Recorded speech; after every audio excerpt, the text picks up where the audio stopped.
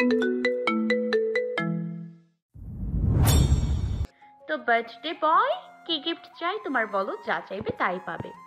ভোর গোল গোল করে তাকালো আম্মুর দিকে। যা চাই তাই দিবে আম্মু? পাতা তার গালে চুমু দিয়ে বলে, হ্যাঁ বলো, সবাই গিফট দিল, তোমার আব্বু, চাচু, চাচি, ফুপ্পি, দাদি, আভারি কাকু, আমি শুধু বাকি আছি, তাই না? এখন বলো। ভোর ভাবে সময় নিয়ে, তারপর পাতাকে শক্ত করে জড়িয়ে ধরে বলে, আম্মু, তুমি কখনো আমাকে ছেড়ে যেও না। আমাকে সবসময় ভালোবেসো, সবসময়। কেঁপে কেঁপে উঠে ভোরের ছোট্ট শরীর পাতা ঠাউর করতে পারে, বুকে জড়িয়ে নিয়ে আদুরে গলায় বলে, আমি সব সময় তোমার পাশে থাকবো ভোর, সব সময়, ভোরের আম্মু হয়ে। আর ভালো কিভাবে বাসে সেটা তুমিই শিখিয়ে দিও, আর ছেড়ে যাওয়ার প্রশ্নই আসে না। ভোরের অধর কোণে হাসি ফুটে উঠল। আম্মুকে ছেড়ে দিয়ে দাঁড়ায়, পাতার মুখটা ছোট্ট দুহাতের আজলায় ভরে কপালে গালে নাকে চুমু দিয়ে বলে, আম্মু, তুমি অনেক ভালো। পাতার চোখ ভরে গেল নিমিষে। এতটা ভালোবাসা, এতটা বিশ্বাস, এতটা যত্ন, সে এসবের মূল্য দিতে পারবে আদৌ? এক নিষ্পাপ শিশুকে অজান্তেই না দুঃখ দেয়, যেমনটা আজ দিয়েছিল। ভোর পাতার চোখের পানি মুছে দিয়ে কাঁদো কাঁদো গলায় বলে, আম্মু, তুমি কাঁদছো? আমিও কিন্তু কেঁদে দিব। পাতা ভোরকে বুকে জড়িয়ে চুমুতে ভরিয়ে দেয়। এই ছেলেটা এত ভালো, এত মিষ্টি। অরুণ চুপচাপ গম্ভীর মুখে আইসক্রিম খাচ্ছে। আইসক্রিম তারও খুব ফেভারিট। সে একের পর এক চামচে ভরে আইসক্রিম মুখে পুড়ছে, আর পাতা ভোরকে দেখছে। সিসকাতুনির দল, তোমাদের কান্না জলদি শেষ করো, নইলে এদিকে আইসক্রিম শেষ হয়ে যাবে। ভোর আম্মুকে ছেড়ে বাবার হাত থেকে বাটি কেড়ে নিয়ে বলে, আব্বু, তুমি তো শেষ করে দিচ্ছ, বাকিটুকু আমার আর আম্মুর। তাই? দাও চামচ। অরুণ দেয়। তিনজনের হাসি খুনসুটিতে সময় পেরিয়ে যায়।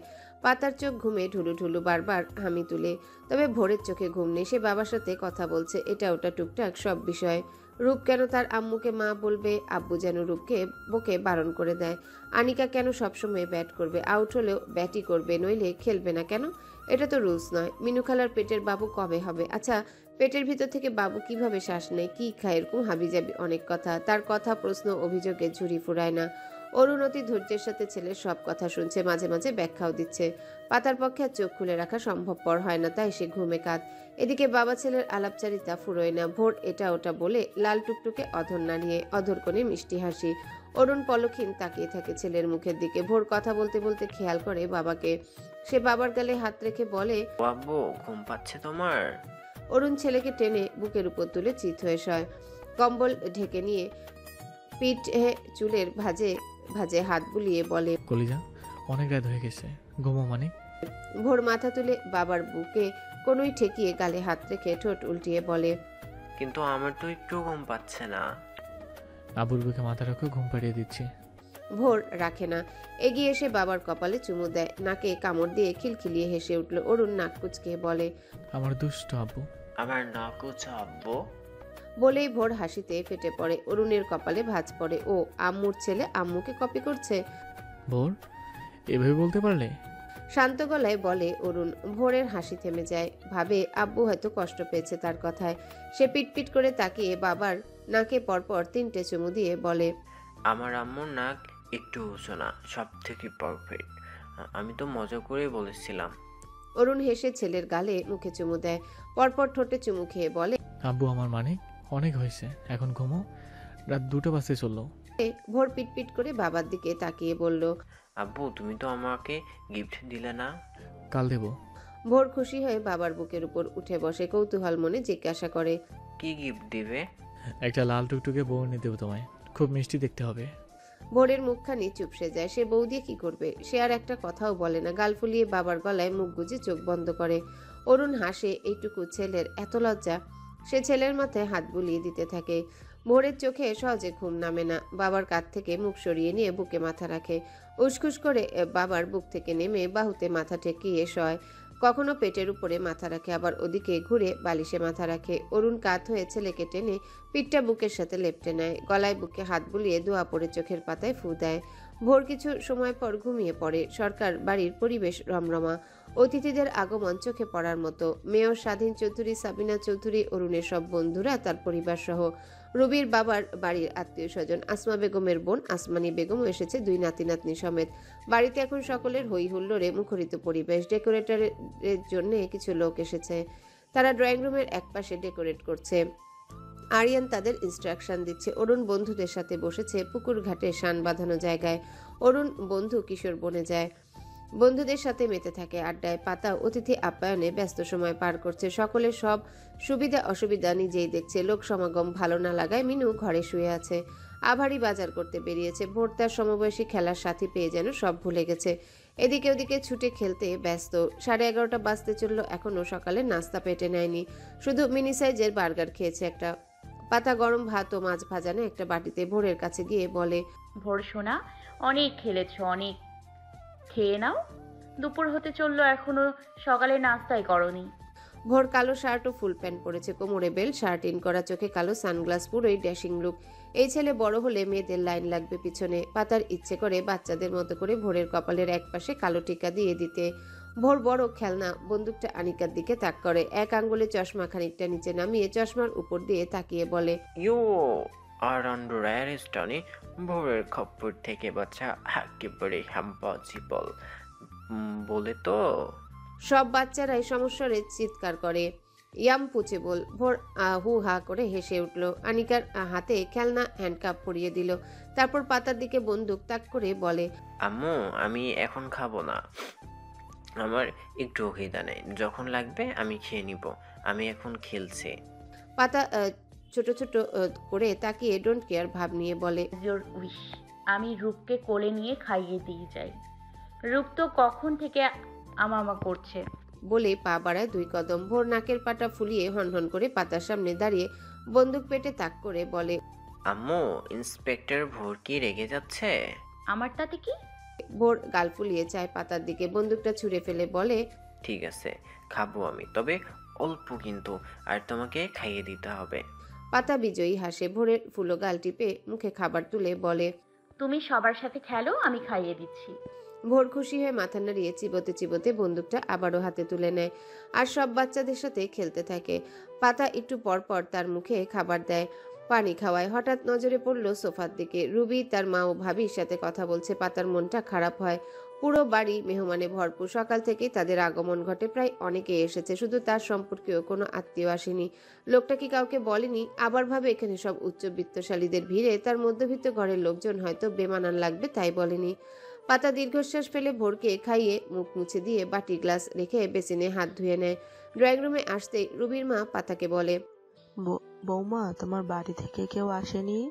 পাতা কি জবাব দিবে, বুকটা ভারী হয়ে আসে। হাসি মুখে মাথা নাড়িয়ে উপরে চলে যায়। চোখের পানি বাঁধ ভেঙে পড়ে। পাতা মুছে নেয়। হা করে শ্বাস নিয়ে কান্না গিলে নিল। রুমে গিয়ে দেখলো আদুরি আর শুভ স্যারের মেয়ে সুহানি বসে আছে সোফায়। পাতাকে দেখে আদুরি বলে, বড় ভাবি এখানে বসো। পাতা সুহানির পাশে বসে। সুহানি মেয়েটা ভোরের চেয়ে বছর 3 বড় হবে, বেশ মিষ্টি দেখতে, একদম স্যারের মতোই ভদ্র, শান্তশিষ্ট, মিষ্টভাষী মেয়ে। সবসময় ঠোঁটের আগায় মিষ্টি হাসি লেপটে থাকে। আদুরি সুনানির গাল টিপে দিয়ে পাতার উদ্দেশ্যে বলল, মেয়েটা কত আদরে আর মিষ্টি, তাই না বড় ভাবি? একদম বাপের মতো। ছোট জবাব পাতার। আদুরি আরো বলে, শুভ ভাইয়াও কিন্তু বেশ হ্যান্ডসাম। বড় ভাইয়ার বন্ধুদের মধ্যে শুভ ভাইয়া সবচেয়ে নজর কাড়া, সব দিক দিয়ে পারফেক্ট, আর আমার চাইল্ডহুড ক্রাশ।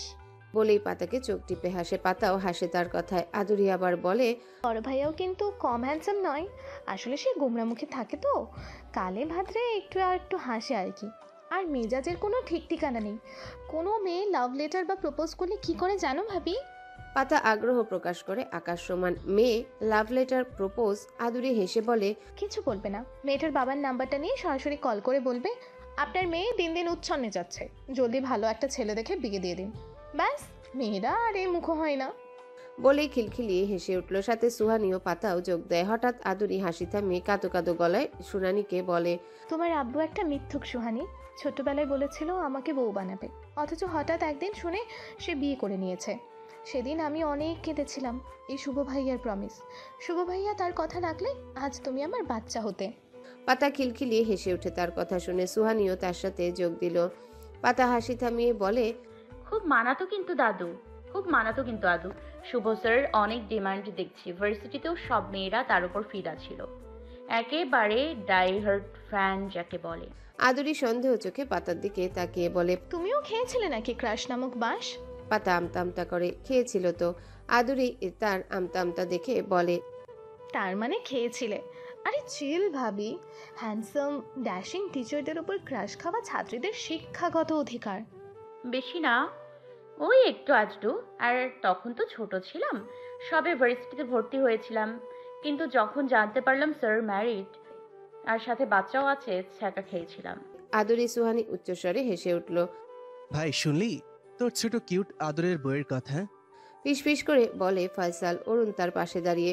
বর্তমানে তারা অরুণের রুমের দরজার কাছে দাঁড়িয়ে। দরজাটা বন্ধ না, আধখোলা। তারা নক করে ভেতরে ঢুকবে, কিন্তু ভিতরের আলোচনার কিছু উচ্ছিষ্ট কানে ঠেকায় দাঁড়িয়ে থাকতে বাধ্য হয়। ফয়সাল অরুণের দিকে তাকায়। শালা সবসময়ের মতো ষাঁড়ের মতো মুখ বানিয়ে রেখেছে। ঠাউর করা মুশকিল, রেগে আছে নাকি স্বাভাবিক। সে অরুণের পেটে গুঁতো দিয়ে বলে, দেখলি বলেছিলাম না ঘাপলা আছে। এই আমাদের শুভর ভেতর কি এমন আছে বলতো? মৌমাছিরা শুধু তার দিকে ঝুঁকে আসে, আমাদেরকে চোখে পড়ে না। আসলে বন্ধু হয়েছে কি, মেয়েদের চোখে সমস্যা, ছানি পড়েছে। অরুণ চোখ শাসিয়ে নক করে রুমে প্রবেশ করে। সাথে ফয়সাল হাসি মুখে। পাতাখানিক ঘাবড়ে যায় অরুণকে দেখে। লোকটা শোনেনি তো আবার। পাতার ঘাবড়ানোকে দ্বিগুণ বাড়িয়ে দিতে ফয়সাল হাসি মুখে বলে, পিচ্ছি ভাবি, এত সুন্দর হাট্টা কাট্টা জামাই থাকতে জামের বন্ধুর উপর ক্রাশ খান? That's very bad. বেচার অরুণ শুনে ফিট খাওয়ার মতন অবস্থা।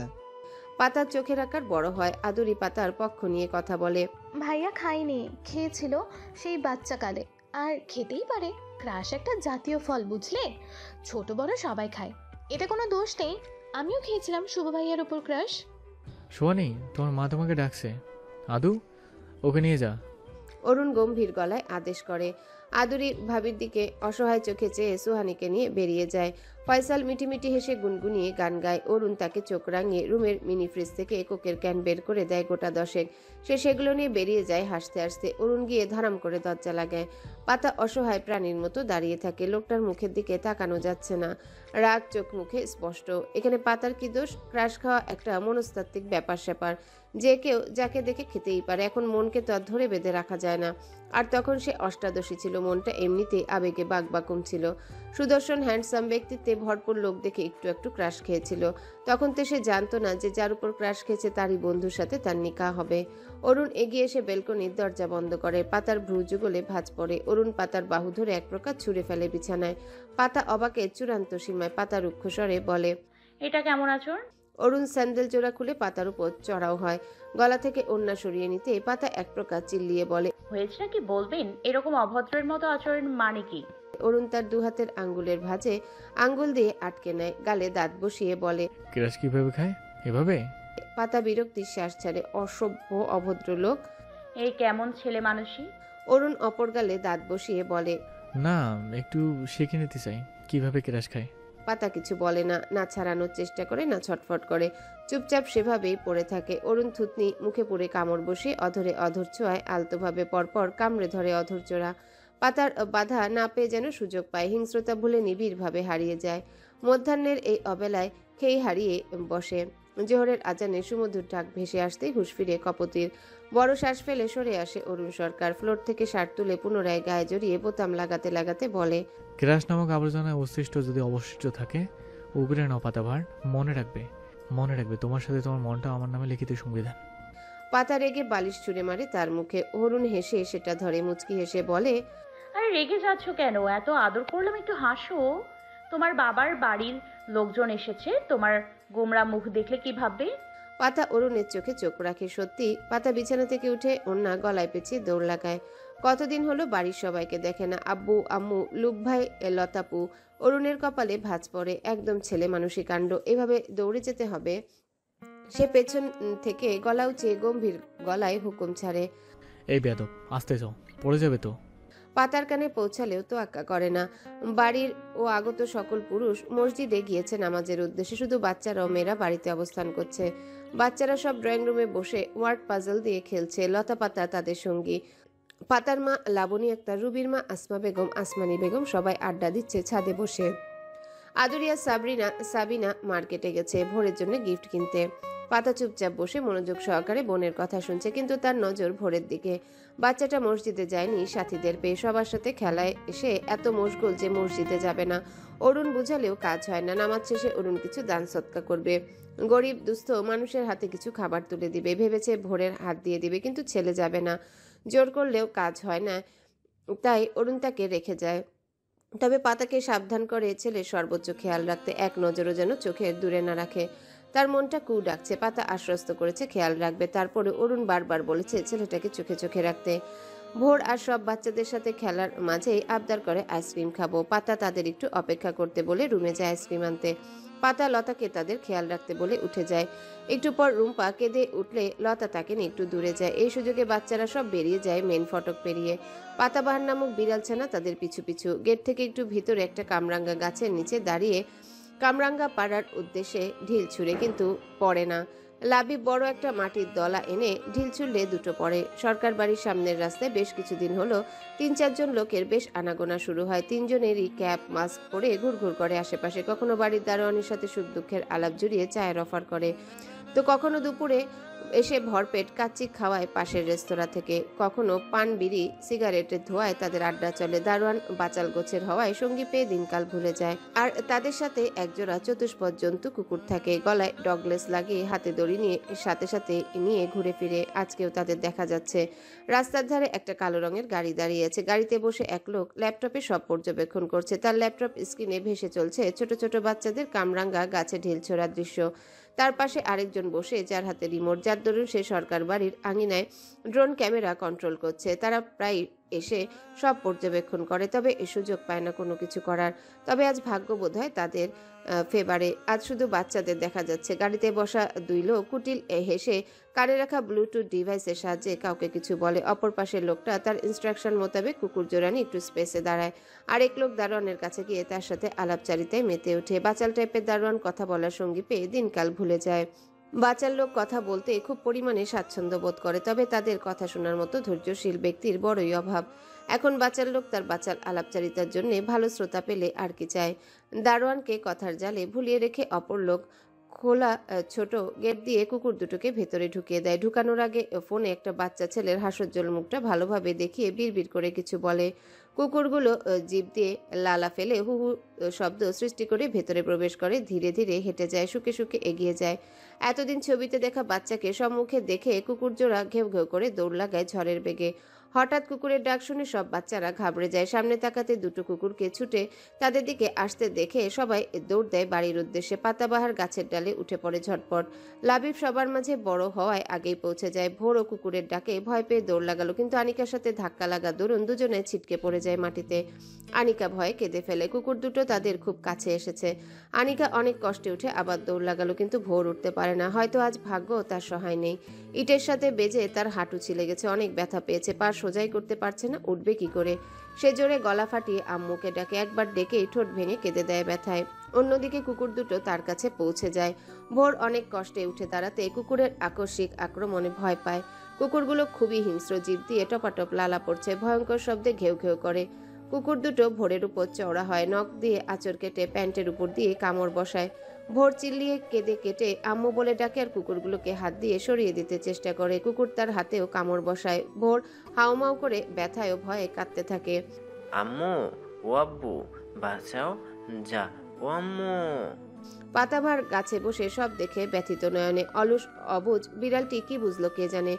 গাছ থেকে নেমে দৌড়ে যায় মালিকের কাছে। কিসের টানে? এতদিনের আশ্রয় ও ভালোবাসার টানে। অবুঝ বোবা প্রাণী, সে জানে ওখানে গেলে হয়তো বা আর রক্ষা নেই তার, তবুও যায়।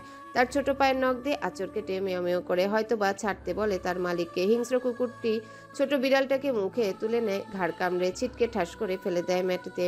বিড়ালটি মিউ মিউ করে, তবে ওঠে না। একটু পর চোখ বুজে নেয়। লাবিব ফিরে আসে পুনরায়। বাগান থেকে সে বড় লাঠি এনেছে, সেটা দিয়ে কুকুর দুটোকে আঘাত করে। একটা কুকুর ভোরকে ছেড়ে লাবিবের দিকে তেড়ে আসে। লাবিব একটু সরে এসে জোরে বাড়ি দেয় কুকুরটিকে। ভোর কুকুরটিকে ছাড়িয়ে দৌড় লাগায়। কুকুরটি ভোরকে কোমরে খামচি কাটে। ভোর চিল্লিয়ে ওঠে সর্বশক্তি দিয়ে। এর মধ্যে লতা ও পাতা দৌড়ে এগিয়ে আসে। ছাদ থেকে আসমা বেগম সহ সবাই দেখে, তারাও এগিয়ে আসে। দারোয়ান আলাপবাদ দিয়ে লাঠি নিয়ে দৌড়ে আসে, আর মাস্ক পরা লোকটি বাঁকা হেসে কেটে পড়ে। পাতা ঝড়ের বেগে দৌড়ে এসে কুকুরটিকে লাথি দিয়ে সরিয়ে ভোরকে কোলে তুলে নেয়। ভোর আম্মুর কোলে উঠে শক্ত করে গলা জড়িয়ে হাউমাউ করে কাঁদতে কাঁদতে বলে, ও আম্মু, পচা কুকুর, আমি আমি অনেক ব্যথা পেয়েছে। আম্মু এসে গেছে, কিছু হবে না কলিজা। ভোর মোটেও শান্ত হয় না, হাউমাউ করে কাঁদতে থাকে। পাতার গলা জড়িয়ে ধরে শরীরে তার ভয়ঙ্করভাবে কেঁপে উঠছে ক্ষণে ক্ষণে। শরীরে আঘাতের চিহ্ন, ছেঁড়া কালো শার্টের ভিতর দিয়ে উকি দিচ্ছে আঁচড়। ছোপ ছোপ লাল রক্ত, হাতে পায়ে কামড়ো আঁচড়ের বেশ কয়েকটি দাগ। মাংস তুলে নিয়েছে মনে হয়। গলগলিয়ে তাজা রক্ত বেরোচ্ছে। বাচ্চাটা চিল্লিয়ে কাচ্ছে, বসে যাওয়া ফ্যাসফ্যাসে গলায়, মুখ দিয়ে লালা গড়িয়ে পড়ছে।